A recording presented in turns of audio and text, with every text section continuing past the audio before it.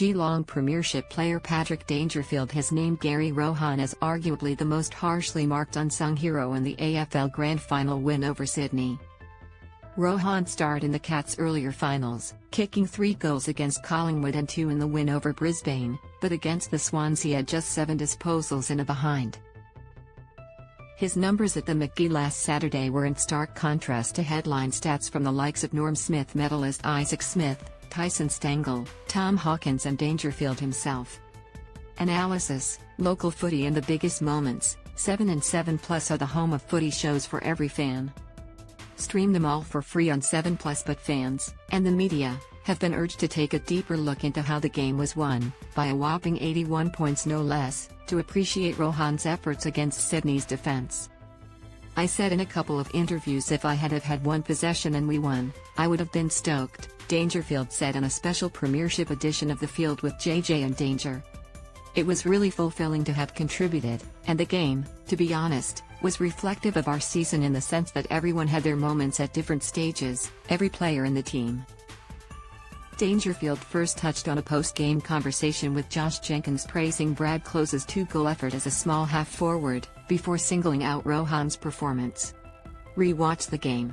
Watch his game. Phenomenal. But that same story flows on through the entire team," he continued.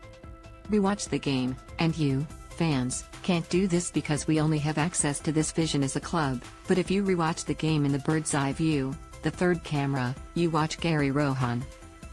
It was interesting to see the reviews of a few of the media on his game. They marked it harshly. "Rewatch it how an AFL team would. His game is amazing, because he plays against essentially Sydney's extra number in defence for the entire game and limits his impact, limits a player marking the ball, finding any real drive. In a footballing sense, and this is why when you ask teams about who are the unsung heroes, he's one for us. He played a role that was bloody difficult against a third man, or seventh defender, constantly, and it's one of the best ways to play them. His game, playing against a spare in defense, one of the best ways to play it. It fills a role, does what we need him to do. That echoes through the whole 23. Rohan himself responded to the criticism, in a roundabout way, when, after winning his first premiership in his 4th grand final appearance, he said, "I don't give a s about that, to be honest." The 31-year-old acknowledged his role can change each week but said he feels supported regardless of his output.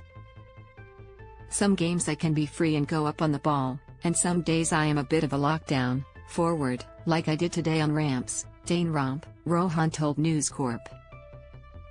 "No one outside Geelong gets to see that, but the boys know when they get around me." Celebrating the unseen contributions, Dangerfield said so much of the success at Geelong this season was owed to footballers who weren't among the 23 on the field on Saturday. One such player was Shaun Higgins, who joined the Cats in the hope of winning an elusive flag but now retires after 18 games, including a losing preliminary final last year and just 5 games this season. People would look at that in isolation and go, "Oh well, it didn't work, because he came from North Melbourne, and he didn't play. They won the flag but it didn't work," Dangerfield said. "He, to me, is an incredible person first and foremost. Having known him a little bit then he comes to the club, he's only enhanced his reputation with me enormously.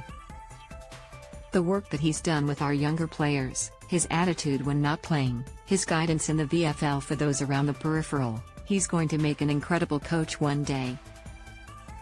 Whether he goes straight into it or takes his time, it's people like Shaun that make really strong football clubs, and he has contributed so much to us in his short time at the place." Joins in the premiership celebrations. "The whole time is nothing but happy for everyone there, and no doubt that'd be bloody tough. He's played 260-odd games and just misses out on the team, yet still celebrates and genuinely enjoys it with everyone. Strong cultures are built on people like Shaun with attitudes like that. Shout out to Shaun because that's what all football clubs need."